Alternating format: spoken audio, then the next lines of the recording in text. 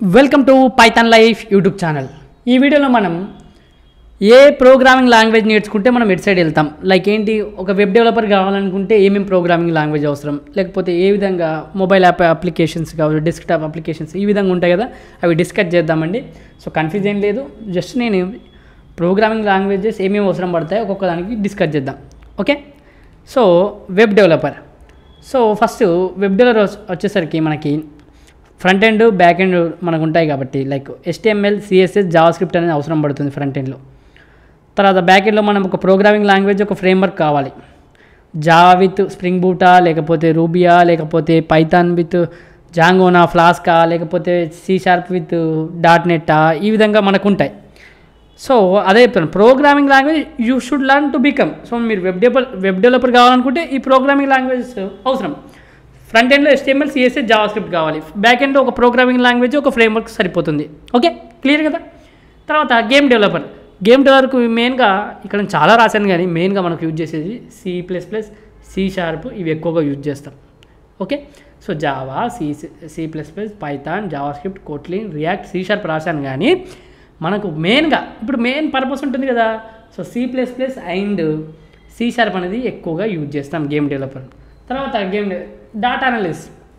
Data analysis కావాలనుకుంటున్నారు మీరు web developer కావాలనుకుంటే ఇది, గేమ్ డెవలపర్ కావాలనుకుంటే ఇది, డాటా అనాలిసిస్ కావాలనుకుంటున్నారు అనుకోండి పైథాన్, లేకపోతే R నేర్చుకోవాలి, లేకపోతే MATLAB. సో ఇవి అవసరం పడతాయి, అర్థమవుతుందా. సో గేమ్ డెవలపర్కి ఇవి, వెబ్ డెవలపర్కి ఇవి, డాటా అనాలిసిస్కి పైథాన్ లేకపోతే R, MATLAB. ఓకే, ఈ లాంగ్వేజెస్ అవసరం పడతాయి మనకి.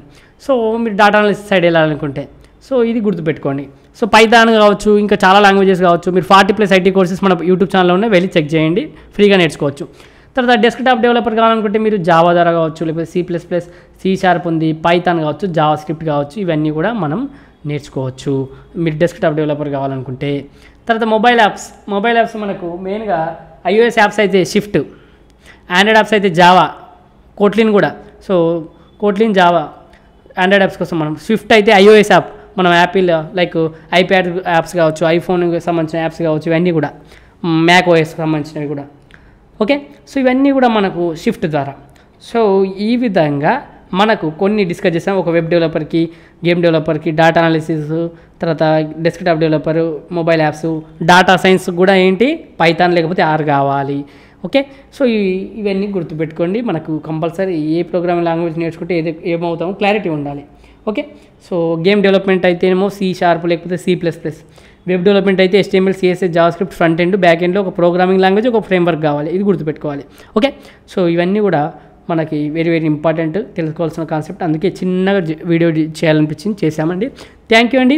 సో వీడియో కనుక నచ్చినట్లయితే ఒక లైక్ అయితే ఇవ్వండి. అదేవిధంగా మీరు కనుక ఫుల్ స్టాక్ పైథాన్ ప్రోగ్రామింగ్ నేర్చుకోవాలనుకుంటే మన దగ్గర రికార్డెడ్ కంటెంట్ అవైలబుల్గా ఉంది. 200 hours ప్లస్ రికార్డెడ్ కంటెంట్ కేవలం 1999కి అందిస్తున్నాం.